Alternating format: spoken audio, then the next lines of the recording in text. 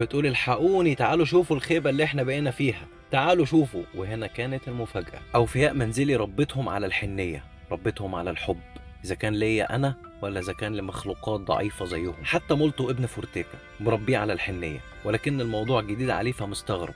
أما كنزايا دي حبيبة قلبي كنزايا. نوسة اتكسفت كسفة وكأنها بتقول يا أرض تشقي وبلعيني، فضلت قاعدة تحت الكرسي مرعوبة ومستغربة من استقبال أوفياء منزلي للسفروتة الجديدة. سفروتة بعد اللقاء الأول والنظرة الأولى مع أوفياء منزلي قلبها جمد، وراحت داخلة على نوسة قالت لها في حاجة؟ لا يكون في حاجة، وطلعت تجري نوسة.